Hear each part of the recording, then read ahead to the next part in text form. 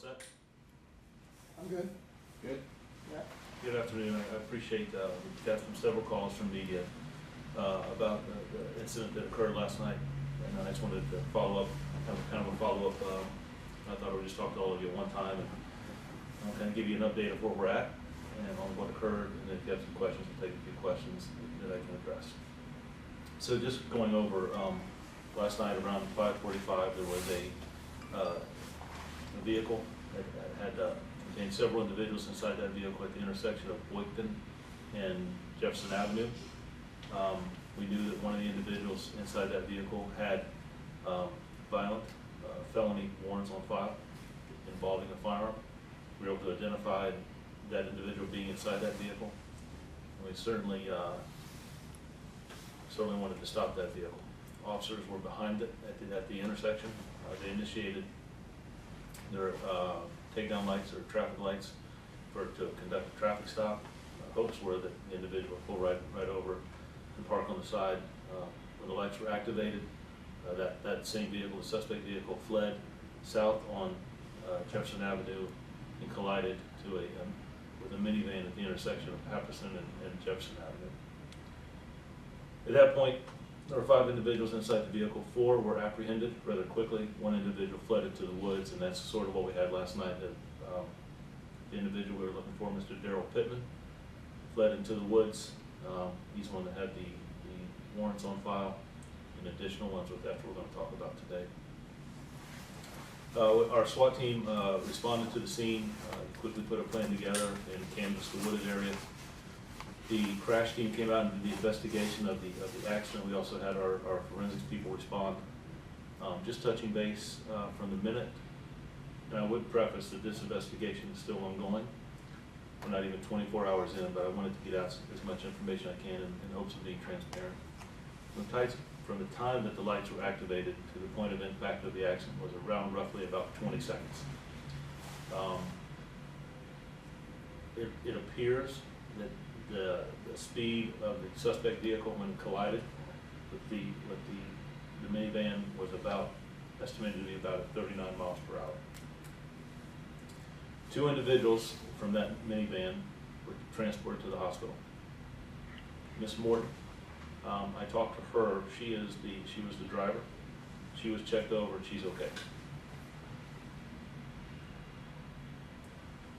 Miss Morton's mother, Elizabeth Burley, she's 78 years old. She suffered severe injuries at the scene. She was taken to the hospital and she succumbed to her injuries. She passed at the hospital. Myself and Chief Grinstead went to the hospital and met with the family. I talked to Miss Morton there and explained to her some of the information I'm sharing with you. We had a good conversation. We spent about 35 minutes with the family. She had some friends with her in clergy, and we kind of gave her an update on what had occurred. I talked to her just before meeting with you all today. We said a prayer together on the phone, and I talked to her about, was going to release her name this afternoon, of her mother. She's doing, as anyone would, but it was important for me to reach out to her and have that conversation with her before her name was released. So going back to what we have at this point, there were 2 firearms that were recovered from inside the vehicle. We could see that pretty much in plain view from when we first started. It was a tremendous effort by this organization, the different units that responded. Again, we talked about our crash team did the investigation on the accident, the measurements. The officers were brought down here. I wanted to make sure they were okay. Checked them. Forensic came out and processed the scene, photographed them, additional measurements. Time with them, checked them. Forensic came out and processed the scene, photographed them, additional measurements. So as we speak, the interviews went on, and again, ongoing investigation, but the driver of the vehicle, Shaquem Reynolds, is an adult male. He was charged with, let me get that wrong, make sure I get that right, involuntary manslaughter. He was charged with involuntary manslaughter late last night, early into the morning, and a host of other charges. We'll release that today in a press release.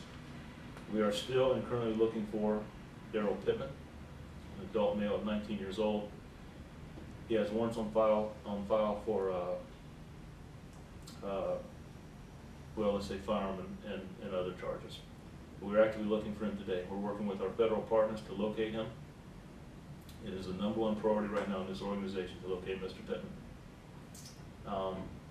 The officers did an outstanding job last night, how they canvassed the scene, trying to work with traffic processing.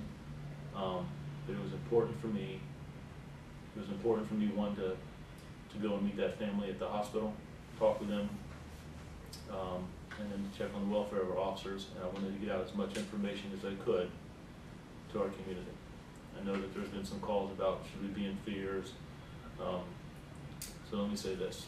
I would consider Mr. Pittman